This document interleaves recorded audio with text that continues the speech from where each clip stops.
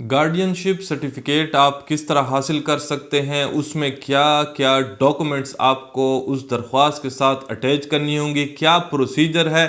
درخواست کی دائری سے گارڈینشپ سرٹیفکیٹ کی حاصل کرنے تک اور جائیداد کے فروخت کرنے تک کیا پروسیجر ہے، آج کی اس ویڈیو میں کور کرنے کی کوشش کریں گے۔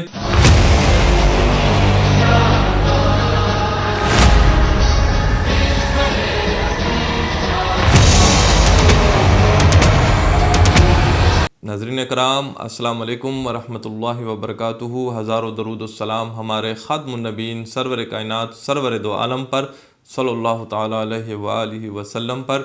آج کی اس ویڈیو کا ٹاپک آپ کو معلوم ہو چکا ہے، لیکن اگر آپ ہمارے چینل پہ نئے ہیں تو نیچے دیے گئے سرخ بٹن کو ضرور سے پریس کریں، چینل کو سبسکرائب کریں۔ شروع کرتے ہیں آج کی ویڈیو۔ گارڈینشپ کی جو درخواست ہوگی وہ فیملی کورٹ میں آپ پیش کر سکتے ہیں۔ اس کی پیش کرنے کے ساتھ سمپل سی ایک اپلیکیشن ہوگی۔ جس بچے کی آپ گارڈینشپ حاصل کرنا چاہتے ہیں اس کا نام لکھیں گے، اس کی والدیت لکھیں گے، قوم ہویت اور سکونت لکھیں گے، اس کی ذات یا جائیداد دونوں کا کہ آپ گارڈینشپ لے سکتے ہیں۔ اور جائیداد کی اگر ساتھ میں لینی ہے تو جائیداد کی پراپرٹی کی ڈیٹیل آپ نے لکھنی ہے اس درخواست میں۔ درخواست کے ساتھ سمپلی آپ نے جو اٹیچ کرنا ہے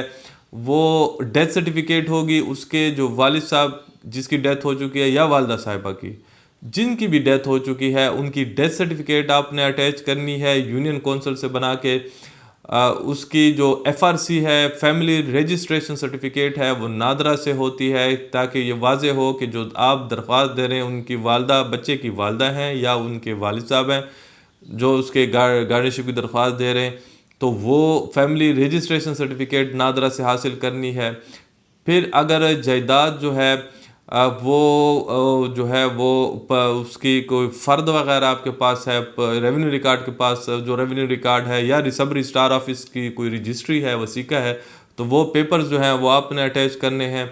اور پھر اگر بالفرض وہ آبادی دہ کی زمین ہے یا ریونیو کی زمین ہے لیکن ایگریکلچر پرپز ہے لیکن ابھی تک اس کا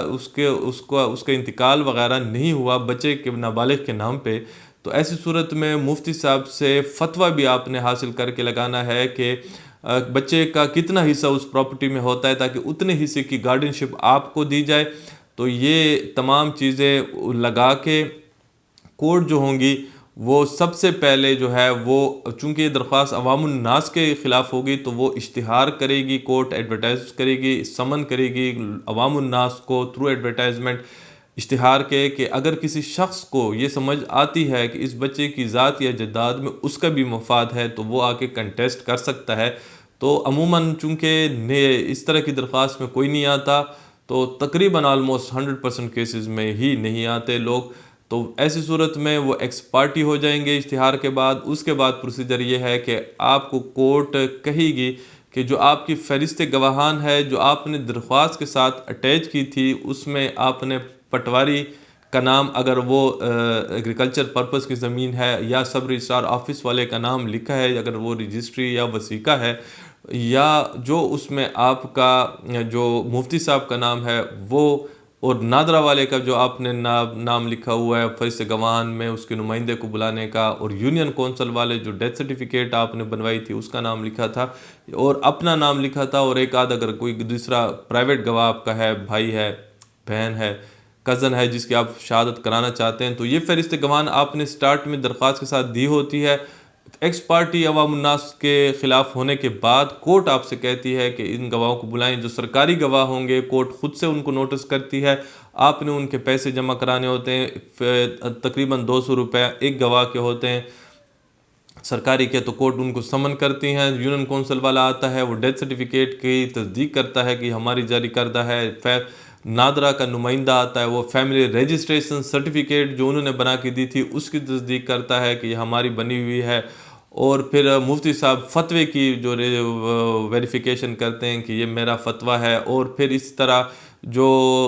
پٹواری ہے وہ فرد کی ویریفیکیشن کرتا ہے یا سب رجسٹرار آفس ہے وہ رجسٹرڈ ڈیڈ کی یا وثیقہ کی ویریفیکیشن کرتا ہے کہ یہ ہمارے آفس کی تیار کردہ ہے،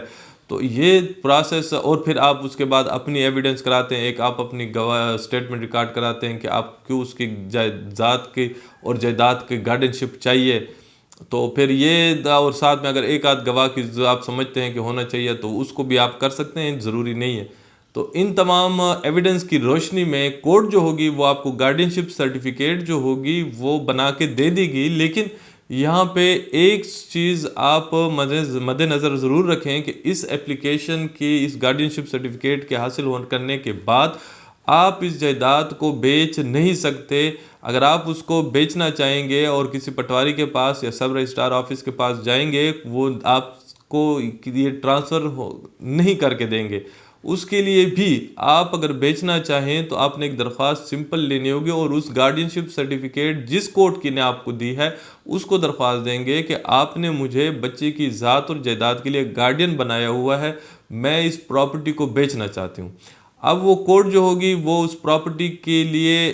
اب وداؤٹ ریزن اگر آپ نے دی ہے، بغیر وجہ کہ آپ بیچنا چاہتے ہیں، تو اجازت نہیں دے گی، کیونکہ یہ جائیداد جو ہے یہ بچے کی امانت ہے. 18 سال تک آپ اس کے گارڈین مقرر ہو گئے ہیں، آپ نے اس کو امانتاً رکھنا ہے. اگر بالفرض آپ بیچنا چاہتے ہیں تو آپ نے ریزن بتانی ہوگی کہ اس سے بیٹر کہیں اور پراپرٹی آپ خریدنا چاہتے ہیں، یا یہ پراپرٹی کے سے جو پیسہ حاصل ہوگا یہ بینک میں جمع کرانا چاہتے ہیں، یا اسی بچے کی مفاد پہ خرچ کرنا چاہتے ہیں. تو یہ گارنٹی دے کے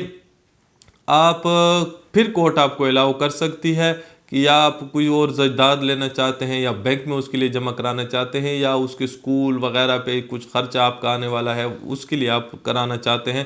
تو کورٹ آپ کو الاؤ کر سکتی ہے. لیکن یہاں پہ بھی کورٹ الاؤ کرے گی تب جب آپ اس کو کورٹ اس پراپرٹی کی اماؤنٹ کو ایسیس کرتی ہے،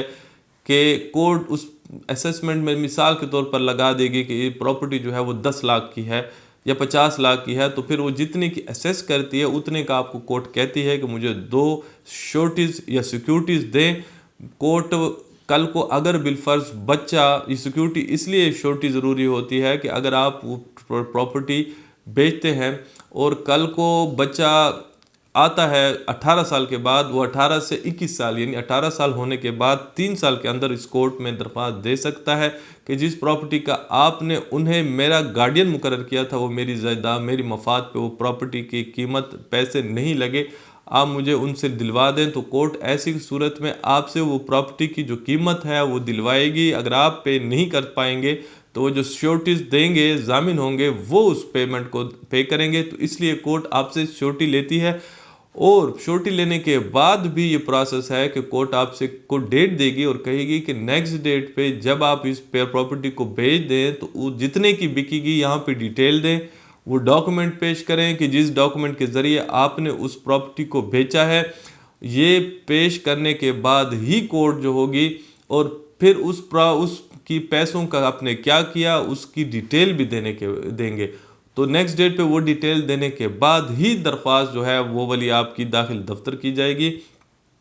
یہ تھا پروسیجر درخواست گارڈینشپ کی دائری سے لے کے اس کی سرٹیفکیٹ حاصل کرنے تک اور پھر جائیداد بیچنے تک کا پروسیجر. امید ہے کہ آج کی اس ویڈیو سے آپ کو معلوم ہو چکا ہوگا کس طرح یہ پروسیس ہے. اگر آپ کو آج کی ویڈیو پسند آئی ہے تو اپنے جیسے اور دوستوں کے ساتھ ضرور شیئر کریں. علم کے پھیلانے میں اپنا کردار ضرور ادا کریں. آج کے لیے اتنا ہی، اجازت چاہتے ہیں. اللہ حافظ. پاکستان زندہ باد.